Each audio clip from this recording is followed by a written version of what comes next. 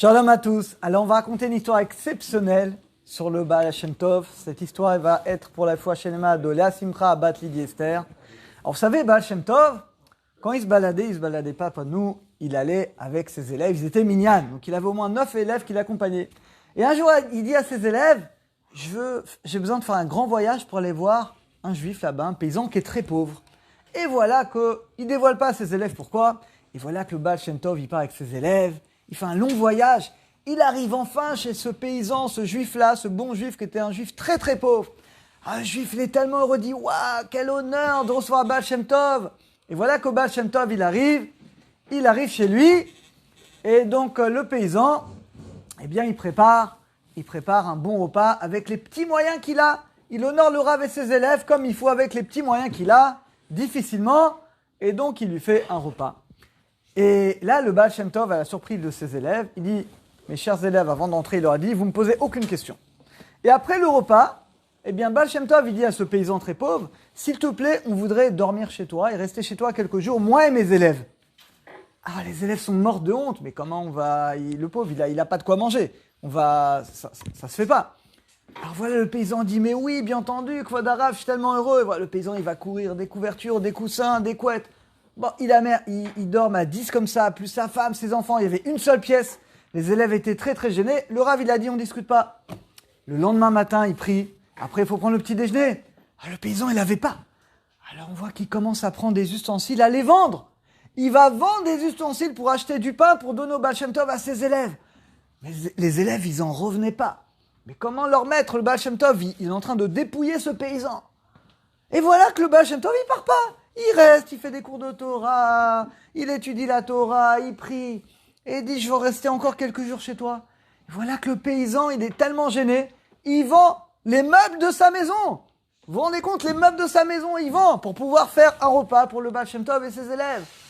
Et les élèves, ils deviennent fous. Ils disent, mais c'est pas possible. Et voilà, il vend, il a plus rien. Il a plus rien. Il reste quoi? Une table, il reste le lit, il n'y a plus rien. Il lui restait quoi? Une vache. C'est pas possible. La vache, il prenait le lait, il vendait, c'était sa parnassa, avec des volailles. Et voilà que le Baal Shem Tov, en plus il finit une macérette, il dit, faut faire un sioum, faut faire un repas de viande. J'ai fait un sioum. Alors là, les amis disent, c'est pas possible. Alors voilà que le paysan, il n'a pas le choix. Il prend sa vache, sa seule vache, il fait la shrita, il l'emmène faire la shrita pour faire un repas de viande pour Baal Shem Tov. Il prend les volailles, les dernières volailles qu'il avait, ils font un repas extraordinaire en l'honneur du Baal Shem Tov et de ses élèves. Et là, les amis, au bout de quelques jours, le Baal Shem Tov, eh bien, il dit, merci beaucoup de nous avoir reçus. Eh bien, il s'en va, laissant le paysan dans le dénuement et la pauvreté la plus grande.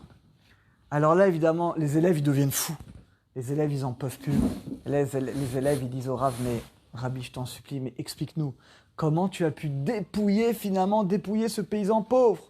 Là, le Baal Shem Tov, avec un grand sourire, il dit, mes chers élèves, vous avez vu ce bon juif-là? Vous avez vu comme c'est un bon juif, il remercie Hachem de tout ce qu'il a. Mais il a un problème, il prie pas, il demande pas la parnassa. Or moi, j'ai vu que dans le ciel, il doit recevoir une grande richesse. Et vous savez pourquoi il la reçoit pas?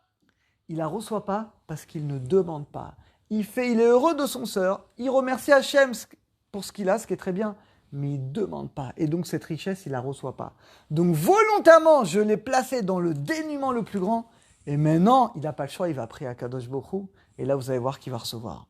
Le jour même, notre paysan, il n'a plus rien, il n'a plus de vache, il n'a plus de volaille, il n'a plus de meubles, il n'a plus rien. Sa femme, ses enfants, ils doivent manger. Il n'a pas de quoi les nourrir. Et là, notre paysan, il va prier, le maître demander à Hachem, je t'en supplie, envoie-moi la parnassa Beshefa. Envoie-moi des grands moyens de subsistance. J'ai donné tout ce que j'avais pour honorer le sage, le sadique, le Baal Shem Tov, pour faire la misère d'honorer les Talmidei Chachamim. Je t'en supplie, envoie-moi une grande parnassa. Le même jour, les amis, il a trouvé un trésor de pièces d'or. Il est devenu très riche. Alors, les amis, de cette histoire extraordinaire, on apprend beaucoup de choses. D'abord, on apprend que on peut, même si dans le ciel, on a décidé que tu dois recevoir une grande bracha, une grande maison, des enfants, le mariage, la santé, tout ce que tu veux. Si toi, tu ne le demandes pas, tu reçois rien. Le robinet, les amis, c'est nous. Le robinet, il y a de l'eau. L'eau, c'est la bracha. Mais qui va ouvrir le robinet? C'est nous. Comment on ouvre le robinet? Il faut prier. Il faut le demander. Combien de choses, les amis, on ne reçoit pas à cause de nous, parce qu'on ne demande pas. On apprend de cette histoire, les amis, tout, la santé, la parnassa, le mariage, les enfants, la maison, tout ce que tu as besoin dans la vie. Mais prie, demande au plus profond de ton cœur au maître du monde. Mais si tu ne demandes pas, eh bien, ça ne viendra pas. Deuxième chose qu'on apprend aujourd'hui dans notre génération, on est un peu comme les élèves du Baal Shem Tov. On ne comprend pas. On ne comprend pas cette épidémie, on n'en voit pas la fin, qu'est-ce qui se passe, qu'est-ce qu'Hachem il attend de nous. C'est vrai qu'aujourd'hui on est un petit peu comme ces élèves du Baal Shem Tov, on voit des choses et on ne comprend pas le sens. Eh bien on apprend de cette histoire que finalement c'est l'Emuna. Il reste quoi? Il reste une croyance, le bitachon, la confiance dans le maître du monde, qu'Hachem, ce qu'il fait c'est pour notre mieux, c'est pour notre bien, et Hachem, ce qu'il attend de nous, eh bien c'est compris. Qu'on fasse tchouva et qu'on prie, et par le mérite Bezat Hachem, que chacun d'entre nous va prier de tout son cœur, eh bien Kadosh Hu, il enverra une refoua shelma à tous les malades, il enverra la parnassa à chacun d'entre nous, le mariage, les enfants, pour ceux qui demandent tout ce qu'on a besoin, et grâce à ça on méritera de recevoir un shefa, une abondance de bracha, et dans le matériel, et dans le spirituel.